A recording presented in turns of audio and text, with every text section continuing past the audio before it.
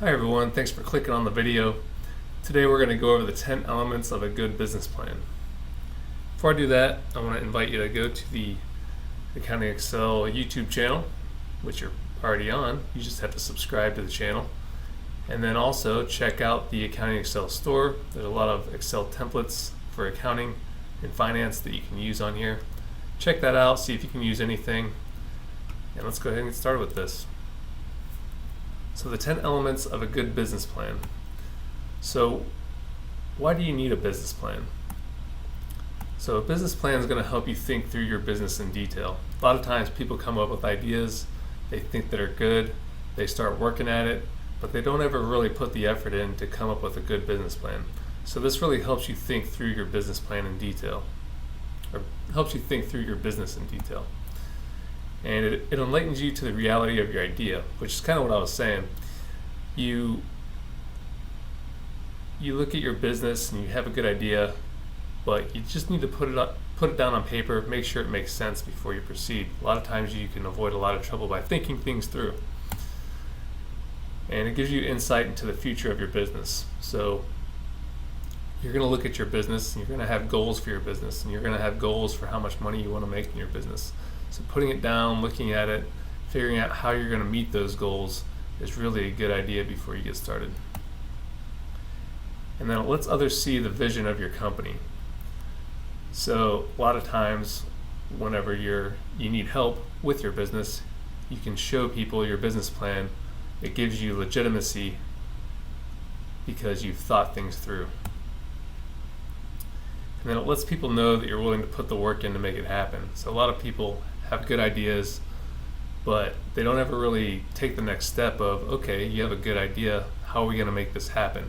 And so by going through this process, you're going to go through all those steps, and everything that you're thinking about is going to be well thought out, so you're going to be prepared to talk to people about it. So the first piece of it is the executive summary. And the executive summary, it really just summarizes what your company does. And it describes who your customers are, or who they're going to be, and it summarizes what the future looks like for your company. Just a high-level overview of your company. The next part is just the company description, and in this section it's a little bit technical, not too technical, but it's just, when was your company formed, who are the owners of the company, what's your mission statement, what's your vision statement, what's your entity's legal status, and what's your entity's tax status. So just some high-level items there. Number 3 is your market and industry analysis. So in this section, you want to take a look at what industry are you entering, or what industry is your company in. Look at things like who the market leader is, different statistics for your industry, who your customers are, what industry are they in, and then how does your company fit into that industry? Where's the opportunity for your company? So those are the kind of things you look at with the market and industry analysis.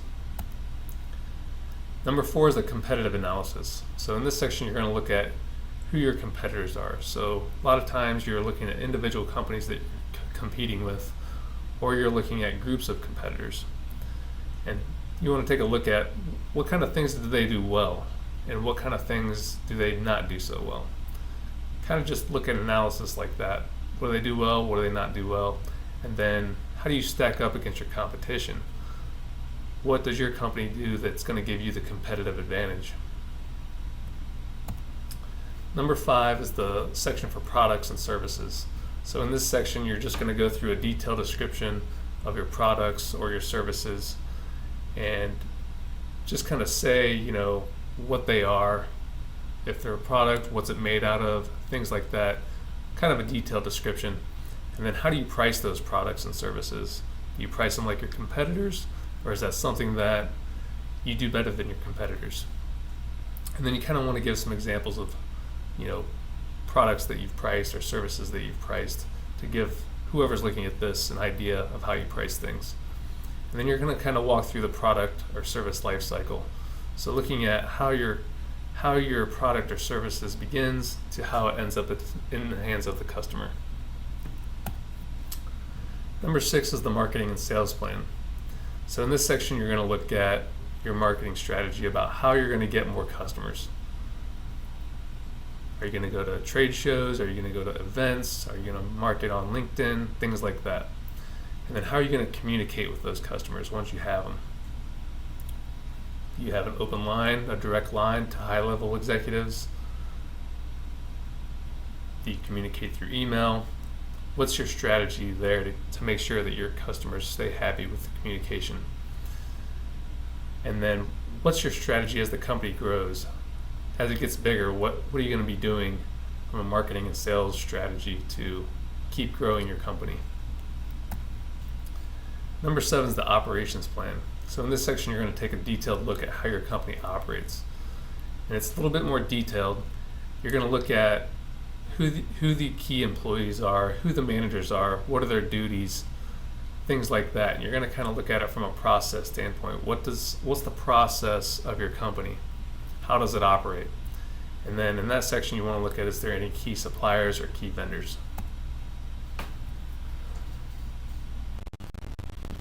Number 8 is the management team. So in this section, you're going to list out your key members of management. Give their titles, give a description about who they are, what's their background, what's their education and experience, and then how do those people fit into the company? What do they do for the company to make them a valuable member of the team? And then number 9 might be the most important part. It's the funding request. So if you're looking to get funding from a bank or from some investors, this is a very important section. So you want to think about the next 3 to 5 years and what your goals are for your company. And how much money are you going to need to make sure that you accomplish that goal? And then what's the form of funding? Is it going to be debt? Is it a line of credit? Is it a term loan? Is it an equity investment? You want to list that out here. And then how are you going to utilize those funds? If you're going to ask for money, the person lending that money to you or the person giving that money to you is going to want to know how you're going to use that money. Is it going to be for salaries? Is it going to be for purchasing equipment? Things like that. And then number 10 will help with number 9. Number 10 is a financial forecast. So you want to provide a 3 or a 5-year financial forecast. And a good financial forecast has a balance sheet, has an income statement, and a statement of cash flows.